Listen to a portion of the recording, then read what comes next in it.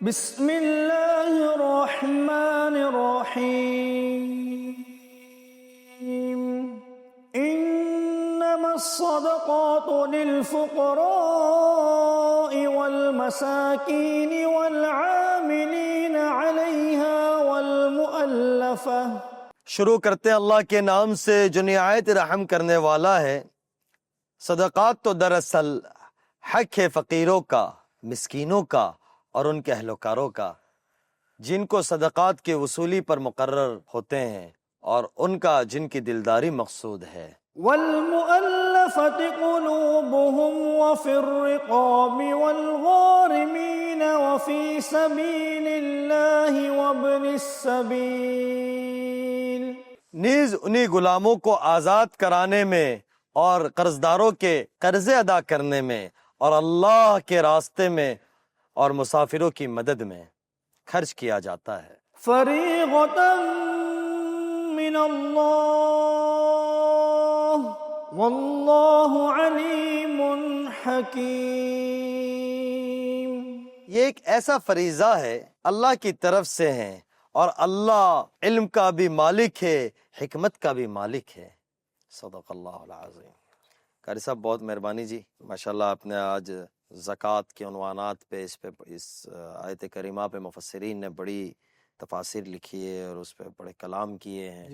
تو آج ہم نے اس پہ بات کرنے کے لیے حضرت مفتی اشفاق صاحب قاضی صاحب کو پھر دوبارہ بلایا ہے کہ وہ صاحب کچھ زکوٰۃ کے مسائل ان سے جانیں، کیونکہ ماہ مبارک میں عامتاً لوگ زکوٰۃ نکال رہے ہوتے ہیں اور زکوٰۃ دے رہے ہوتے ہیں، لیکن نہ دینے والے کو اس کے مسائل اور نہ علم کا اتنا پتہ ہوتا ہے جتنا ہونا چاہیے، کیونکہ یہ زکوٰۃ جو ہے اسلام کے فرائضوں میں سے 5 فرائض میں سے ایک ہے، نہ لینے والے کو پتہ ہوتا ہے۔ تو برائے حضرت مفتی صاحب سے ہم آج کچھ جانیں گے، کچھ سیکھیں گے، اللہ آپ کو جزائے خیر دے۔ ہمارے لیے دوبارہ خوشی کی بات ہے کہ حضرت مفتی اشفاق صاحب دوبارہ تشریف لائے۔ حضرت تشریف لائے، جزاک اللہ، آپ آگے حضرت، بہت مہربانی، بہت مہربانی حضرت، تشریف رکھیں، تشریف رکھیں حضرت، خیریت سے، عافیت سے؟ الحمدللہ، اللہ کا فضل اللہ احسان ہے۔ بہت جزائے خیر دے حضرت، اللہ آپ کو ہمیشہ عافیت میں رکھے، آپ کا آمین۔ سایہ ہمارے اوپر تادر صحت سلامتی کے ساتھ آمین۔ باقی رکھے، عافیت میں رکھے۔ حضرت جو آج عنوان چنا ہے اور جو ضروری بھی ہے رمضان کو لے کر، کیونکہ رمضان میں ایک تو روزے کا فرض ہونا ہے، ایمان کے جو 5 پلر کہا جاتا ہے، اس میں سے ایک روزہ بھی، اس کے ساتھ زکوٰۃ بھی آ جاتی ہے۔ تو آج جو تلاوت بھی، قرائت بھی پڑھی گئی، وہ زکوٰۃ کی آیتوں کو لے کر تھی۔ پچھلی جو آپ نے باتیں فرمائی اس پہ بھی یعنی کافی چیزیں ہیں کہ اس پہ کافی اور بات کی جائے، لیکن یہ مضمون بھی بہت ضروری ہے اور یہ مضمون آپ سے بہتر کوئی بتا نہیں سکتا، یعنی بتانے والے بہت زیادہ، لیکن ہمارے اس پروگرام میں شاید آپ سے بہتر کوئی اس کو بتا نہیں سکتا۔ حضرت یہ زکوٰۃ کا جو نظام اللہ تعالیٰ نے بنایا ہے، عبادت تو ہے ہی ہے، لیکن نظام انصاف بھی ہے کہا جاتا ہے، اور اس کا فلسفہ کیا ہے حضرت؟ بسم اللہ الرحمن الرحیم وبہ نستعین وصلی اللہ وسلم علی نبینا محمد وآلہ وصحبہ اجمعین۔ زکوٰۃ، پہلے تو لفظ زکوٰۃ سے کہ زکوٰۃ کا فلسفہ کیا ہے۔ عام طور پر لفظ زکوٰۃ سننے کے بعد امیر ہو یا غریب ہو، آقا ہو یا غلام ہو، سب کے ذہن میں آتا ہے کہ ایک مالدار ایک غریب کو پیسے دے رہا۔ ہمیں عمومی طور پر اس تصور کو ختم کرنا ہوگا۔ یہ صرف پیسے لینے دینے کا کام نہیں، لفظ زکوٰۃ نے ایک بہت بڑا میسج دیا ہے، بہت بڑا پیغام دیا ہے کہ یہ تزکیہ ہے۔ یہ تزکیہ پہلے مالدار کا ہوگا، اور صرف اس کے مال کی صفائی نہیں ہے، اس کے مال کا پیوریفیکیشن نہیں ہے، ولیکن اللہ یزکی من یشاء، اس کے جسم و جان کا بھی پیوریفیکیشن ہے۔ یعنی مال کی محبت انسان کے دل میں بیٹھ جاتی ہے جب وہ مال کے اندر غریبوں کے حق کا قبول کرتا ہے اور اطمینان قلبی کے ساتھ دیتا ہے، تو اس دل میں بیٹھی ہوئی محبت سے جو برائیاں آ سکتی ہیں وہ برائیاں اس کی ختم ہوتی۔ تو زکوٰۃ بنیادی طور پر یہ غریبوں کا، ضرورت مندوں کا حق ہے مال میں، اس لیے قرآن نے ایک لفظ کہا للسائل والمحروم، وفی اموالہم حق للسائل والمحروم، اور مالداروں کے مال میں حق ہے، رائٹس ہے، جیسے ٹیکسیشن کے ایک رائٹس ہوتے ہیں، نظام ہوتا ہے، دینا ہی دینا ہے۔ تو زکوٰۃ غریبوں کا حق ہے جو اللہ نے مالداروں کو دیا ہے، اور وہ وہاں سے اس کو ادا کریں۔ اسی لیے ایک سورہ بقرہ کا جو لفظ ہے، پہلی دوسری آیت، الف لام میم ذالک الکتاب لا ریب فیہ ھدی للمتقین الذین یقیمون الصلاۃ ویؤتون الزکاۃ۔ وہ متقین کون ہیں؟ جو نماز قائم کرتے ہیں، زکوٰۃ ادا کرتے ہیں۔ آگے کا جملہ بھی ایسے آنا چاہیے تھا، وَيُؤْتُونَ أَمْوَالَهُمْ، اور اپنے مالوں کا ادا کرتے ہیں، اپنے مالوں کو بھی اللہ کے راستے میں خرچ، لیکن ایسا نہیں کہا، جملے کا انداز بدل دیا، وہ مما رزقناہم ينفقون، اور ہم نے ان کو جو مال دیا ہے اس مال میں سے وہ خرچ کرتے ہیں۔ گویا شریعت اسلام یہ بتا رہا ہے کہ ہمارا کوئی زکوٰۃ دینے میں کسی کے اوپر احسان کرنا نہیں ہے، بلکہ یہ ہمارا اپنا فائدہ ہے۔ تو یہ فلسفہ زکوٰۃ کو ڈیپلی سمجھنا ہوگا۔ پوری دنیا کا نظام جو امیری اور غریبی کی جو دوریاں بڑھتی جاتی ہے، گیپ بڑھتا جاتا ہے، اس سے بہت سارے جرم، بہت ساری مشکلیں، بہت سارے کرائم وجود میں آتے ہیں۔ تو نظام زکوٰۃ کے مفہوم کو سمجھنا بہت ضروری ہے۔ یہ جو گیپ پیدا ہو جاتا ہے، اس میں بہت ساری مشکلات پیدا ہو جاتی ہیں، اور ظاہر ہے کہ یہ نیچر کا حصہ ہے، یہ نہیں ہو سکتا کہ ساروں کا نظام برابر ہو۔ تو کتنا پیارا جملہ اللہ کے نبی صلی اللہ علیہ وسلم نے فرمایا، تُؤْخَذُ مِنْ أَمْوَالِ أَغْنِيَائِهِمْ وَتُرَدُّ إِلَىٰ فُقَرَائِهِمْ، کہ زکوٰۃ کا مال ان کے مالداروں سے لیا جائے گا اور ان کے غریبوں کو، فقراء کو دیا جائے گا۔ تو یہ ایک بیلنس نظام بن جائے، یہ ضروری ہے۔ دوسرا ایک پیغام جو ناظرین کے لیے ہے بہت اہم ترین، کہ ہم نے زکوٰۃ کو ایک الگ طریقے سے ڈسٹریبیوشن کا اور تقسیم کا نظام بنایا، جس میں غریب سے غریب تر ہوتا جا رہا ہے۔ یعنی اس کی تقسیم اتنی ہو جاتی ہے کہ اگر جس کی زکوٰۃ 1 لاکھ روپیے ہے وہ بھی 100 انہوں نے بناتا ہے 1000 روپیے کے، اور جس کی زکوٰۃ 10 لاکھ روپیے ہے وہ بھی ایسے ہی کرتا ہے۔ تو اس میں کوشش یہ کرنی چاہیے، 2 قسم کی ضرورت ہوتی ہے۔ ایک ضرورت تو وہ ہے جو میڈیکل کی یا یتیم کی یا بیوہ کی وقتی ضرورت، وہ بھی زکوٰۃ سے پوری ہوگی۔ ایک یہ کہ اپلفمنٹ آف دا کمیونٹی، کسی کو کاروبار سیٹ کر کے دے دیا جائے، کسی کا گھر ترتیب کر کے دے دیا جائے، کسی کا نظام بہتر بنا کے دے دیا جائے، کسی کے ایجوکیشن کو پورا جو ہے اڈاپٹ کر لیا جائے۔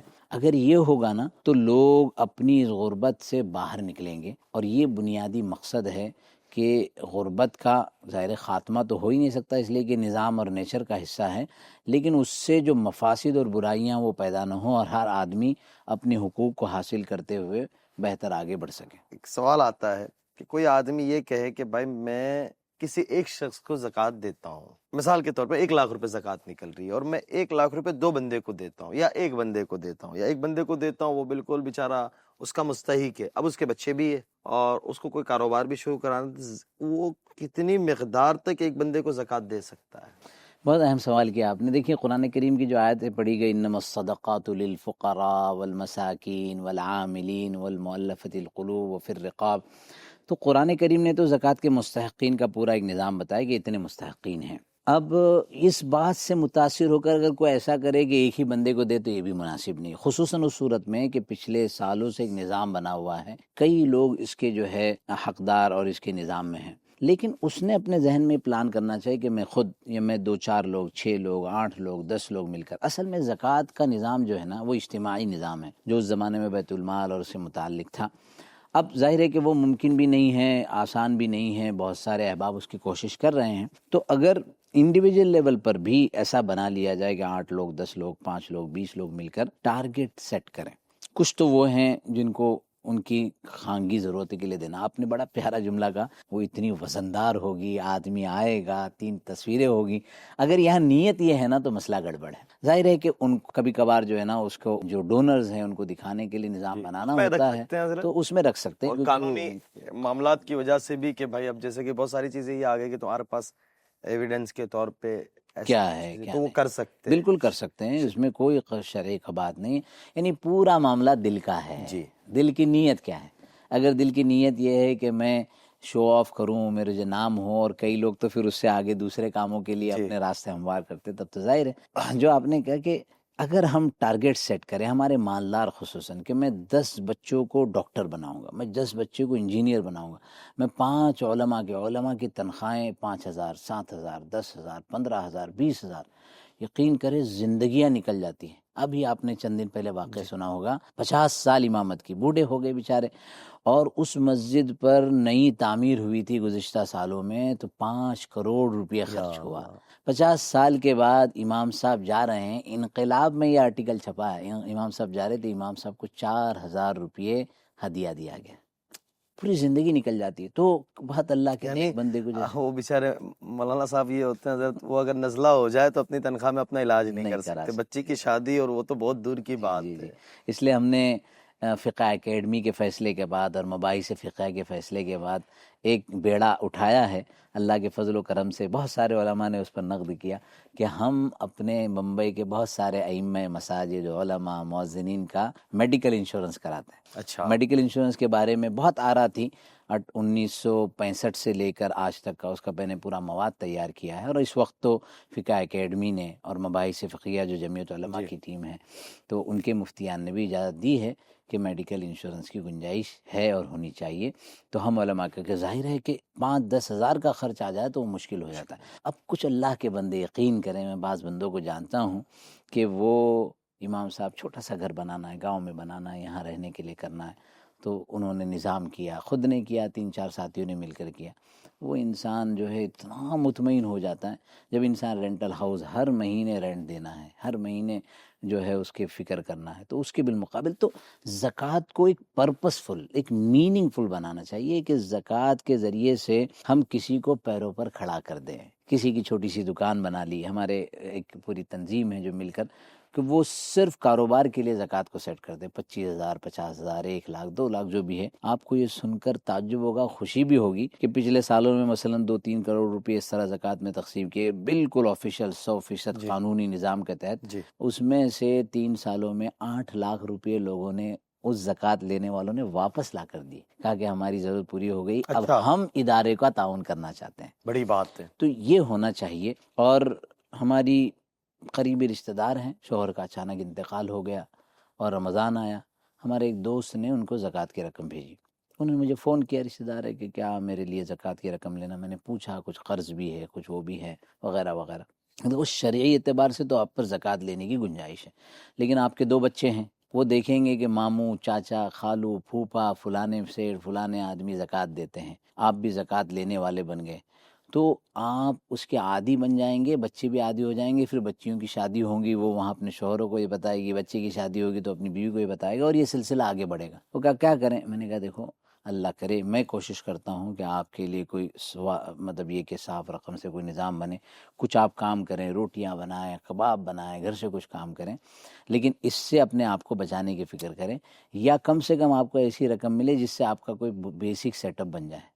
یقین کریں 6-8 سال میں ماشاءاللہ ان کا اپنا ذاتی مکان ہو گیا اس کوشش کے ذریعے سے. کیا بات ہے. تو زکوٰۃ کو صحیح یوٹیلائز کرنا، اس کی پراپر پلاننگ کرنا یہ بہت ضروری ہے. بعض لوگ لائن لگا کے زکوٰۃ دیتے ہیں.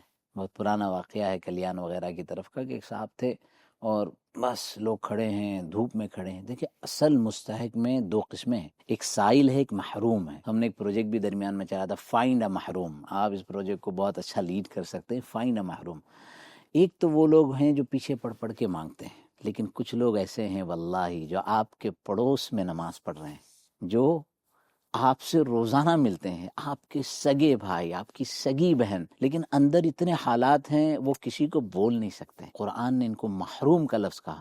اور واقعتاً اگر آپ کسی محروم کے گھر پہنچ جائیں اور خاموشی سے اس کی رقم، اس کی ضرورت پوری کریں، اس کے دل سے جو دعا نکلے گی اللہ اکبر، وہ دعا کہاں سے کہاں پہنچا دی جائے گی. تو یہ جو لائن لگا کر نظام بنایا جاتا ہے لوگوں کو دکھانے کے لیے، اور پتہ نہیں کیا کیا مجبوریاں ہوتی ہوگی، پتہ کیا صورت ہے.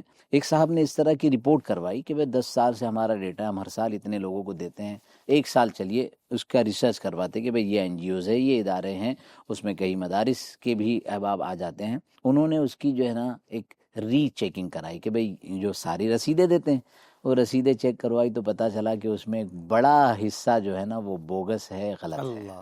تو زکوٰۃ صرف نکالنا نہیں بلکہ اس کو مستحق تک پہنچانا یہ زکوٰۃ دینے والے کی ذمہ داری ہے.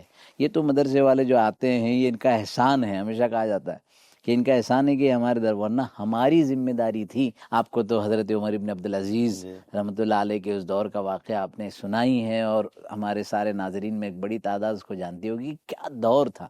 خود کے گھر میں حال تھا یہ کہ وہ عید کے دن جو ہے شیرخرما بنانے کے لیے رقمیں نہیں تھی، لیکن پورا معاشرہ ایسا سیٹ کیا تھا کہ زکوٰۃ لینے والا کوئی نہیں تھا. زکوٰۃ دینے والے، اس زمانے میں تو پیسے نہیں ہوتے تھے، تو کھجورے اور اپنی چیزیں اپنے سر پر لے کر ایک سٹی سے دوسری سٹی، دوسری سٹی سے تیسری سٹی، ہماری زکوٰۃ لے لو، زکوٰۃ لے لو. زکوٰۃ لینے والا کوئی نہیں تھا. تو زکوٰۃ تو مستحق تک پہنچانی ہے، نہ یہ کہ مستحق کو اپنے پاس بلانا ہے. تو یہ ایک بہت اہم ترین جو نقطہ ہے زکوٰۃ دینے والوں کے لیے کہ وہ اس سلسلے میں فکر کرے اور غور کرے. تو حضرت زکوٰۃ جیسے آپ نے فرمایا کہ اس کا ایک نظام عمل ہونا چاہیے، پوری بات کا لب لباب جہاں تک میں سمجھاؤں معذرت کے ساتھ جی کہ یہ پہنچانے والے کے ذمے ہے کہ وہ صحیح اس کے پہنچ رہی ہے کہ نہیں، اس کی وہ دیکھ ریکھ بھی کرے، چاہے جتنا بھی بڑا نظام کیوں نہ ہو. صحیح. لیکن چاہے بہت سارے ایسے ہوتے ہیں نا شہروں کے اندر، کیونکہ واقفیت ان لوگوں سے ہیں کہ بھائی ایک نظام بنایا ہوا ہمارا یہ ادارہ آفس ہے یہ کر رہے ہیں، تو وہ جو ہے اس کے بھی ذمے ہے کہ کل اللہ میں کیا اس کی یہ پکڑ ہونی ہے، پوچھ ہونی ہے، تو وہ خود بھی اس پہ نظر رکھے. اور یہ کوئی اس میں حرج نہیں ہے، اگر 2-3 بندوں کو بجائے 20 بندے کی جگہ 2-3 بندے کا صحیح نظام بنا دے تو کوئی حرج نہیں ہے. اب حضرت ایک سوال یہ آتا ہے، دو باتیں ہیں. ایک تو اسی بات سے میں کہہ دوں کہ زکوٰۃ اور صدقے میں فرق کیا ہے، کہ بہت سارے لوگ ہیں جن کو زکوٰۃ نہیں دے سکتے لیکن ان کو صدقہ دے سکتے ہیں. تو یہ زکوٰۃ اور صدقے کا بھی حضرت تھوڑا سا قرآن حدیث کی روشنی میں کچھ فرما دیں. دیکھیے زکوٰۃ تو ہے فریضہ. جی جیسے عشاء کی نماز میں اور تراویح میں فرق کیا ہے؟ جی یہی ہو گیا کہ عشاء کی نماز فرض ہے اور تراویح فرض نہیں ہے. بہت بڑی عبادت ہے، بہت اللہ کی طرف سے اجر و ثواب ملے گا، لیکن وہ فرض نہیں ہے. یعنی اگر کسی کی مجبوری ہے، کسی کے ساتھ کوئی مشکل ہے اور وہ اس کو چھوڑ دے تو وہ مجرم نہیں ہوگا. زکوٰۃ فریضہ ہے، اس کا ایک نصاب بنایا گیا ہے کہ بھئی آپ کے پاس اتنا مال ہو. ہر کس و ناقص کے لیے نہیں ہے کہ اتنا سیونگز ہو، اس سیونگ کو سال بھر، وہ جو چاند کا سال ہے، ہجری سال ہے، اس کے مطابق وہ پورے سال وہ پیسے رہتے ہیں تو اتنا %، 2.5%، 2.5% آپ کو زکوٰۃ نکلنی. یہ فریضہ ہے. میں یہاں حضرت 1 منٹ کے لیے روکوں گا، جی. آگے آپ فرمائیں گے بول جائیں گے. یہ زکوٰۃ جو دینا ہے تو یہ جیسے آپ نے چاند کے، تو چاند کے نظام کے اعتبار سے زکوٰۃ دی جائے گی یا جنوری فروری کے حساب سے بھی دی جاتی ہے؟ دیکھیں سال تو چونکہ ہجری نظام کے تحت ہجری سال میں 10 دن کم ہوتے ہیں جی. اور یہ جو عیسوی سال ہے جنوری فروری، اس کے اندر 10 دن زیادہ ہوتے ہیں. تو فقراء کی جو ہے فائدہ اس میں ہے، اور پھر وہ جو کیلکولیشن ہے وہ اسی کے مطابق ہوتا ہے. اسی لیے رمضان کی مناسبت سے آپ نے اس مجلس کو بھی رکھا. حالانکہ زکوٰۃ صرف رمضان میں دینا یہ ضروری نہیں. آگے سوال پہ آ رہا. بالکل. جی. اچھا، اس درمیان ایک بہت اہم بات سامنے آئی.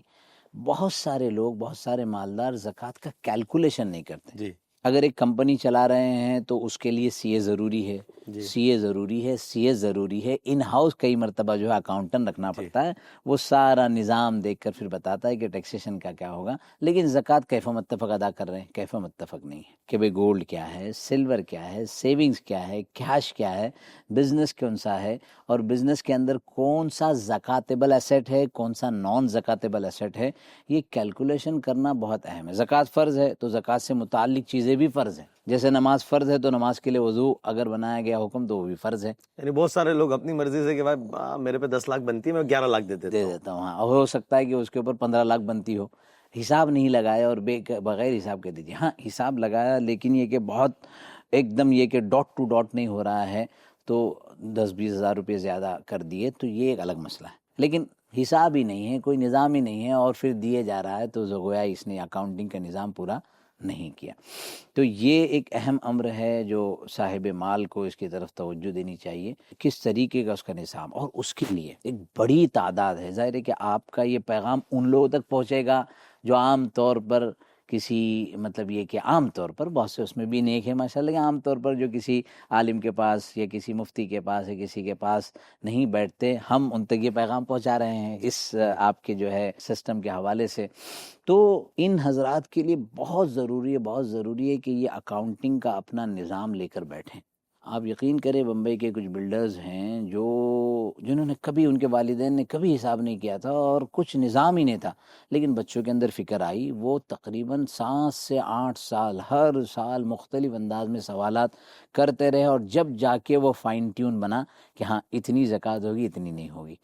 تو یہ پورا کے پورا ایک ورک ہے. ٹیکسیشن کے لیے ہم رکھتے ہیں، ریٹرن فائل کے لیے ہم رکھتے ہیں، اپنے اکاؤنٹنگ کے لیے رکھتے ہیں، لیکن زکوٰۃ کے سلسلے میں اس طرف کوئی توجہ نہیں ہوتی. آپ نے سنا ہوگا ایوفی کا ایک اسٹینڈرڈ ہے جو بنایا جاتا ہے، اس کے اندر زکوٰۃ کا پورا ایک اسٹینڈرڈ ہے کہ زکاتیبل ایسیٹ، نان زکاتیبل ایسیٹ کس کو دی جائے گی، کب دی جائے گی، دینے کے وقت نیت کیا ہوگی، اور پھر دینے کے بعد اس شخص پر اس کی ذمہ داری کیا ہوگی. لینے والے پر بھی ایک بڑی ذمہ داری ہے. تو اس ذمہ داری کے حوالے سے اس سارے نظام کو شرعی ضابطے پر مکمل کریں گے تو جو مقصود ہے کہ بنیادی ضرورت روٹی، کپڑا اور مکان، آپ نے سنا ہوگا کہ 3 بنیادی ضرورت ہے. آپ کو پتہ ہے ایک نئی ضرورت بڑھ گئی ہے, بتا. وہ ہے میڈیکل. جی ہمارے حضرت مولانا خالد سیف اللہ رحمانی صاحب بڑا اچھا جملہ کہتے ہیں کہ آج کا دور تو ایسا ہے کہ روٹی نہیں ہے کسی سے مانگ کر ادھر ادھر کم ہو ضد کے بعد کام ہو جائے گا, کپڑا نہیں ہے کوئی کسی کا لے دے کر دے. پہن لے گا, اگر مکان نہیں ہے کسی مسجد میں جو ہے آدمی جو ہے اپنا وقت گزار لے گا. لیکن اگر میڈیسن نہیں ہے تو کس سے مانگے گا؟ کہ تو وہ تینوں ذات سے زیادہ یہ ضرورت اہم بن گئی ہے. تو ان ضرورتوں کو مد نظر رکھتے ہوئے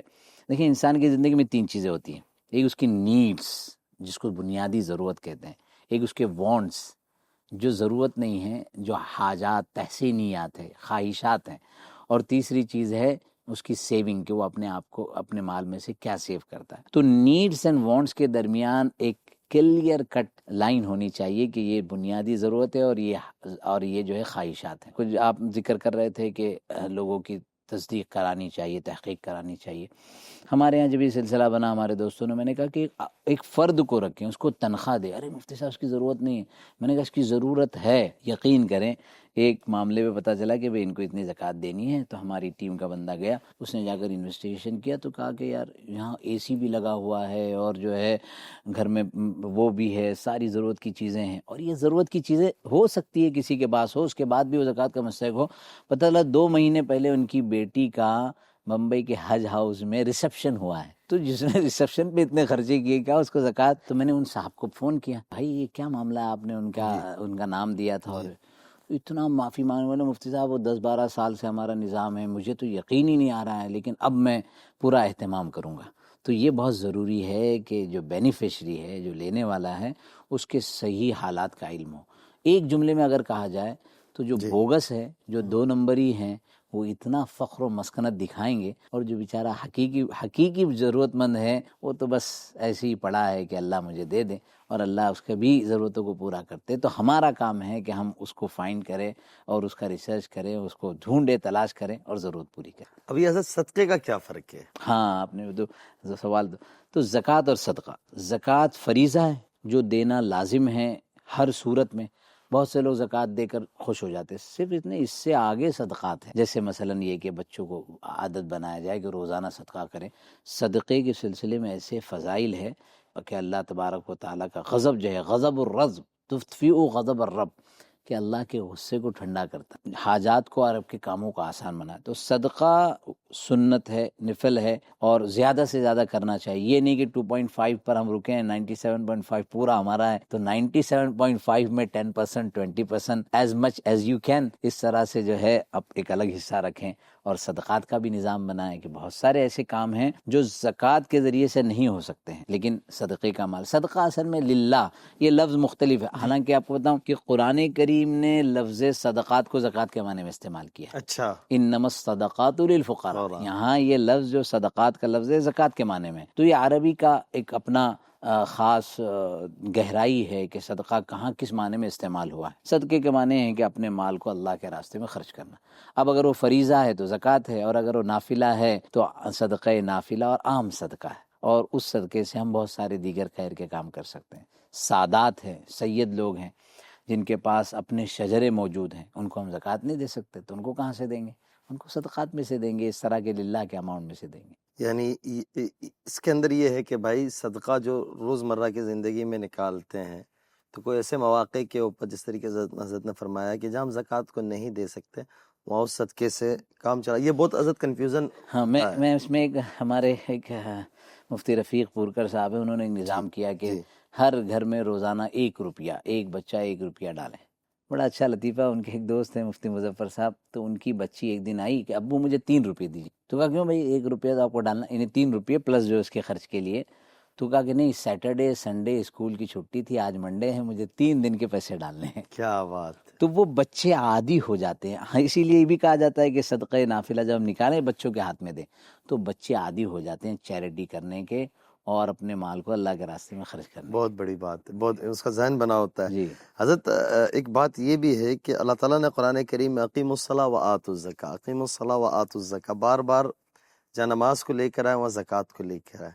یہ دونوں چیزوں کو ساتھ کیوں لایا ہے؟ اس کی علماء و مفسرین نے بہت تفصیل سے کلام کیا ہے آسان زبان میں ناظرین کے لیے کہ اقیم الصلاۃ، اقامت صلاح انسان کی عبادت بدنی ہے، بدنی عبادت، اس میں کوئی پیسے خرچ نہیں کرنے. اور آت الزکاۃ یہ عبادت مالی ہے کہ مال کی عبادت کیا ہے کہ اس کو اللہ کے راستے میں خرچ کریں، اور جان کی عبادت کیا ہے کہ اپنے آپ کو، اپنی جسم و جان کو اللہ کے حضور اور اللہ کے سامنے سر بسجود کریں. تو یہ عبادت بدنی اور عبادت مالی دونوں ضروری ہے. یہاں ایک عنصر یا ایک نقطہ یہ نکالا جائے کہ بعض لوگ ایسے ہوتے ہیں کہ عبادت بدنی کا تو بڑا اہتمام کرتے ہیں لیکن عبادت مالی میں آ کر بخیل بن جاتے ہیں. بعض لوگ یہ ہوتے ہیں کہ بہت داتا ہوتے ہیں، بہت سخی ہوتے ہیں، عبادت مالی کا تو بڑا اہتمام کرتے ہیں، رمضان ہے، فجر کی بھی نماز نہیں پڑھ رہے ہیں، عشاء اور تراویح میں بھی آرام کر رہے ہیں. دونوں کے درمیان ایک بیلنس ہے. قرآن نے مختلف مقامات پر اس کی اہمیت دکھائی کہ اقیم الصلاۃ وآتوا الزکاۃ، اقیم الصلاۃ وآتوا الزکاۃ. اپنی بدنی عبادت کی بھی فکر کرو اور اپنی مالی عبادت کی فکر کرو. ان دونوں فکر سے ہماری اجتماعی، سماجی، معاشرتی زندگی بہتر ہو سکے گی. زبردست زبردست. حضرت اب یہ ایک بات اسی بات کے اندر کہ زکوٰۃ فرض کس پہ ہوتی ہے؟ خیر آپ نے جیسے فرمایا کہ ایک نظام ہونا چاہیے، دیکھنا چاہیے، بہت بڑا ایک تفصیلی کام ہے اور ایک بڑا کام ہے، لیکن بیسک چیز، ایک آدمی بیسک زندگی گزارتا ہے، ایک درمیانی زندگی گزارتا ہے، جابس کرتا ہے، اس کے تھوڑے سے ایسیٹس بھی اس کے پاس ہوتے ہیں یا کچھ زیور ہوتے ہیں یا کچھ سائڈ پہ چیزیں لی ہوتی ہیں، تو تھوڑا سا اس پہ حضرت نظر کر دے کہ بھائی زکوٰۃ کہاں کر فرض ہو جاتی ہے. کس ہمارے تمام سامعین، سامعات، ناظرین، ناظرات کے لیے پیغام ہے کہ زکوٰۃ میں ایک دن، ایک تاریخ آپ ضرور ڈیسائیڈ کریں. 15 رمضان، 1 شعبان، 31 مارچ، واٹ ایور جو آپ کے لیے، جو اکاؤنٹنگ کے لیے بہتر ہو. اب وہ تاریخ کو آپ دیکھیں گے کہ میرے پاس ایسٹ کیا کیا ہے جو میرے یوز میں ہے. میرا گھر، میری کار، میں بہت قیمتی گھڑی پہنتا ہوں. میں نے دیکھا 60 لاکھ روپے کی لوگ گھڑی پہنتے ہیں. کم کہہ رہے ہیں حضرت، اچھا 4 کروڑ روپے کی. اللہ اکبر. تو آپ نے وہ 4 کروڑ اور اس طرح کی دیکھی. میں نے ایک دبئی میں ایک صاحب تھے، ان کا جو ہے ہیرے کی انگوٹھی، کئی کروڑ کی انگوٹھی ہے، اتنا سا ہیرا لگا اس پر، اس کی قیمت ہے. لیکن یہ سب آدمی کے استعمال کی چیزیں ہیں، تو اس پر زکوٰۃ نہیں. حضرت یہ ایک سوال مجھے بھی ہوتا ہے. جی مثال کے طور پہ جی اب میرے پاس ایک گھڑی ہے، بتانے کے لیے وہ زیادہ قیمت پہ ہے، جی جی اور مت بتائیے گا تاکہ لوگوں کی نگاہ پڑ جائے. لیگل لی ہوئی ہے تو مجھے وہ بھی مسئلہ نہیں ہے. لیگل بھی، لیکن چوروں کو تو لیگل کی پتہ نہیں ہوتا. تو حضرت اس کے اوپر لیکن سونا نہیں ہے، ہاں اس لیے کہ سونا ہم نہیں پہن جی سکتے. جی جی. تو کیا میرے اوپر اس پہ زکوٰۃ آئے گی میرے پہ؟ اگر آپ کی نیت لیتے وقت یہ تھی کہ مثلا میں مثال میں بتا رہا ہوں، اس سے زیادہ کی ہوگی کہ یہ 1 کروڑ کی گھڑی ہے اور میں اس کو اپنے پاس ریزرو کرتا ہوں، جب بھی مجھے ضرورت پڑے گی میں اس کو بیچوں گا، کبھی کبھار اس کی قیمت بڑھ کر بھی ملتی ہے، تو یہ سیونگ ہو گئی، یہ انویسٹمنٹ اب ہو گئی. اسی پہ حضرت بہت سارے لوگ دوست ہیں ہمارے جیسے رولیکس وغیرہ لیتے ہیں. اگر کوئی رولیکس لیتا ہے، اس کی قیمت ہے 10 لاکھ روپے یا 20 لاکھ روپے. کسی میں سونا لگا ہوتا ہے، یعنی گولڈ استعمال ہوا ہوتا ہے، کسی میں نہیں لگا ہوتا ہے. جس میں نہیں لگا ہے، جس میں لگا ہے، اس پہ اس قیمت کا زکوٰۃ دینی پڑے گی؟ گھڑی میں سونا لگا ہو تو پہلا تو مسئلہ یہی آئے گا کہ سونے لگے ہوئے گھڑی کو مرد استعمال کرنے نہیں، عورت جیسے ہے، خاتون نے اگر لگے گا تو دینا ہوگی. دینا ہوگا. اور مرد کی اگر سونا نہیں لگا ہے لیکن اس کی قیمت 10-20 لاکھ روپے ہے، اور رولیکس کی عام متن نیت آدمی کی یہی ہوتی ہے جو بازار میں ہوتا ہے، جو ہم لوگ بھی لیتے ہیں، کہ بھائی ابھی تو پہننے کے لیے لیے، لیکن اس کو جب بیچنا ہوگا تو راتوں رات بیچ کر پیسہ مل جائے گا، ضرورت پوری ہو جائے گی. تو اس پہ کیا ہوگا اگر یہ نیت ہے؟ دیکھیے اس پر مفتیان کا یعنی باضابطہ وضاحت ہے، نیت پر سارا معاملہ ہے. اگر نیت یہ ہے، جیسے ہمارے ایک دوست تھے، انہوں نے وہ ہیرا رکھا ہوا ہے، نیت یہ ہے، سارا وہ رپورٹ ہوتی ہے اس کے ساتھ کہ وہ اس طرح سے ہے، نیت یہ ہے کہ میں اس کو رکھوں گا، گویا انویسٹمنٹ ہے، کبھی پیسے کی ضرورت پڑے گی تو پھر اس پر زکوٰۃ اس کی مارکیٹ ویلیو کے مطابق دینی ہوگی. تو پورا معاملہ نیت پر موقوف ہے. نیت اگر یہ ہے کہ یہ میرے پاس ایک پیسہ، کیونکہ آج کی تاریخ میں جو سمجھدار لوگ ہیں آپ جیسے ماشاءاللہ، تو وہ لوگ جو ہے پیسوں کو بینکوں میں محفوظ نہیں رکھتے. ظاہر ہے کہ اس کی کوئی ویلیو انفلیشن کی وجہ سے ڈیگریڈ ہوتی چلی جاتی ہے. تو پھر وہ مختلف طریقے سے کہ فارم ہاؤس لے لیا اور یہ لے لیا. اب فارم ہاؤس دیکھیں، فارم ہاؤس ہے، اگر استعمال کریے آپ. یہ ایک بہت ضروری سوال یعنی اللہ آپ کو ذائقہ خیر دے، آپ کے ذہن میں آ گیا کہ ایک ہوتا یہ کہ بھائی بمبئی میں فلیٹ لیا ہوا ہے، فلیٹ میں زندگی، کیونکہ یہاں مکان مشکل ہے. جی اب وہ ہوتا یہ ہے کہ کسی گاؤں دیہات میں جیسے لوناوالا یا ادھر چلے گئے، وہاں فارم ہاؤس لے لیا. عام متن ویلیو جو ہوتی ہے وہ 1 کروڑ سے اوپر ہی ہوتی ہے آج کے دور کے جی۔ اعتبار سے، زمین کی اس پہ بنایا بھی، اب اس پہ کیا صورتحال ہوگی؟ وہ ایک صاف ستھری بات ہے کہ فارم ہاؤس لیتے ہوئے یہ ذہن تھا کہ زمین اور اس کے ساتھ بناؤں گا 1 کروڑ میں بن جائے گا، پھر مجھے ضرورت ہوگی تو میں ایک 20 میں، ایک 30 میں، ایک 50 میں بیچ دوں گا، تو مائنڈ سیٹ انویسٹمنٹ کا ہے، تو پھر اس کی مارکیٹ ویلیو پر زکوٰۃ دینی ہوگی۔ اور اگر مائنڈ سیٹ یہ ہے کہ بمبئی کا چھوٹا مکان ہے، جیسے بہت سارے پروفیشنلز جو ہیں جانتا ہوں میں ان کو کہ وہ 2-3 بیڈ روم کے فلیٹ میں رہتے ہیں، پھر سوچتے ہیں کہ سیٹرڈے سنڈے یا چھٹیوں کے دنوں میں تھوڑا سا جا کر ایک ایزی رہیں گے، اور وہاں ان کے پاس جو ہے سوئمنگ پول وغیرہ بھی ہے، تو یہ استعمال کے لیے، تو اس پہ کوئی زکوٰۃ نہیں، اس لیے کہ انہوں نے رہنے کے لیے لیا ہوا ہے۔ اب حضرت اس پہ آگے چلتے ہوئے یہ آپ نے جیسے بات فرمائی کہ آدمی جب لیتا ہے تو استعمال کے لیے لیتا ہے، لیکن پراپرٹی ایسی چیز ہے نا حضرت، وہ ذہن کے کسی ایک کونے میں دماغ کے ایک ہوتا ہے نہیں، کہ وہ کونے والا مسئلہ تو اس پر وہ جانے اللہ جانے۔ ہو جانے والا ہے، کیونکہ اس میں تو ویسے ایک بڑے اسکالر کی ٹیم تو یہی کہتی ہے کہ چاہے نیت اس طرح کی ہو تب بھی زکوٰۃ نہیں ہے، لیکن میں محتاط انداز میں کہتا ہوں کہ اگر اس طرح کر دیا جائے تو مالداروں پر 1 روپے کی بھی زکوٰۃ نہیں آئے گی، اس لیے کہ وہ سارے انویسٹمنٹ کر کے رکھیں گے۔ جی لوگ دبئی میں لے رہے ہیں جی۔ اور وہ بتاتے ہیں جب اس کی وہ آتی ہے نا کہ بھئی یہ اس کی ویلیو ہے، لیکن آپ جب بیچیں گے تو اتنی ویلیو ہوگی، تو ایک ٹائپ آف انویسٹمنٹ ہوتا ہے۔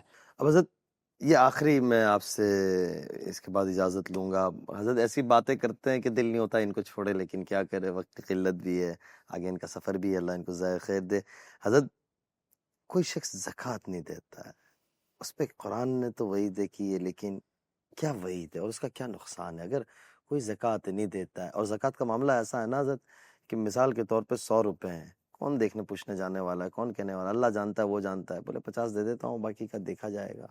اس کا دنیاوی نقصان اس کو کیا ہے اور اخروی نقصان کیا ہے، مختصر اگر آپ بتلا دیں۔ دنیاوی نقصان تو یہ ہے کہ یہ مال اس کے لیے وبال جان بنے گا، یہ اس کندھے پر، تعریف کے لیے نہیں لیکن اس کندھے پر ایسا کروڑ پتی جو دنیا میں اس کے نام کے ساتھ ہی معروف ہو گیا تھا، نام کے ساتھ ہی جو بھی نام ہوگا، نام ذکر نہیں کرنا چاہ رہا ہوں، اشفاق کروڑ پتی کے نام سے معروف ہے، تو وہ اس کندھے پر سر رکھ کر رو رہا ہے کہ میرے پر بڑا قرض ہے، میری زندگی مشکل ہو چکی ہے، میں مرنے سے پہلے اس سے باہر نکلنا چاہتا ہوں۔ تو مال وبال جان بن جاتا ہے۔ مال آ جانا کوئی بہت بڑی بات نہیں، خرب پتی ارب پتی ہو گیا ہے، لیکن زندگی اجیرن ہو گئی۔ دیکھا آپ نے کتنے سوسائڈل کیس ہے، خودکشی کے کیس ہے، مالدار تھے لیکن خودکشی کر لی۔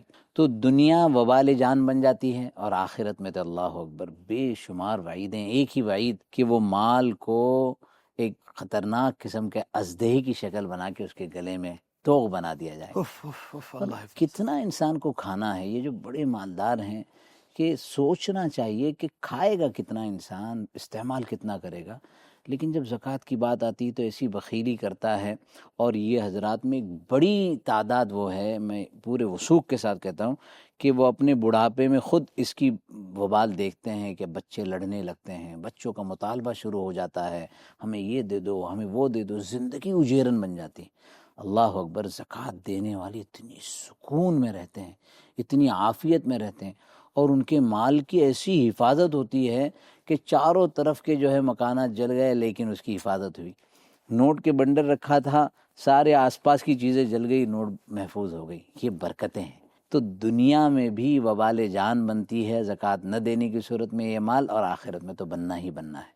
تو اگر اپنے آپ کو اپنے مال سے اپنی خوشی چاہتے ہیں تو اس میں، کیونکہ وہ میں نے جو بتایا تھا غریبوں کا حق، وہ حق ان کو دے دیں، تو وہ غریب دعا دیں گے، وہ دعا دیں گے تو صحت ملے گی، تندرستی ملے گی، زندگی کا لطف ملے گا، عیش و عشرت اور جو ہے آسانیاں ملے گی۔ اور یہ ہے اگر نہ دیں تو پھر وبال جان ہے۔ بہت بڑی بات ہے، اللہ تعالیٰ آپ کو حضرت بہت جزائے خیر نصیب فرمائے۔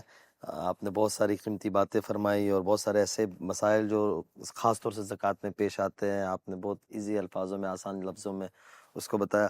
ناظرین، یہ بہت بڑی بات ہے، اللہ تعالیٰ ہمیں ان کبیرہ گناہوں سے بچائے، اور یہ بہت بڑا گناہ ہے کیونکہ اسلام کے فرائض میں سے ایک فرائض ہے، اور جو دیتا ہے، حضرت نے جس طریقے سے فرمایا کہ کتنا ہی بندہ کھائے گا۔ ابھی ماضی قریب میں کورونا گزرا ہے، سب کچھ ہوتے ہوئے کیسے لاچار ہم ہو گئے تھے، اس کے باوجود اللہ تعالیٰ نے ہمیں بھی وہی کھلایا، اور ایک فقیر سے فقیر بندے کو بھی وہی کھلایا۔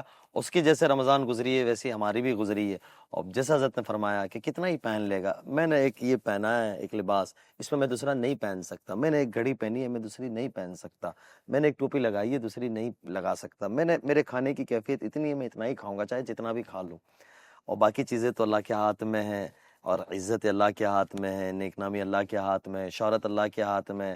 تو اللہ ہی دیتا ہے، اور پھر جو نہیں دیتا اللہ ہم سب کی حفاظت فرمائے، اللہ ہم سب کی حفاظت فرمائے، ہم ارادہ بھی کرے، نیت بھی کرے۔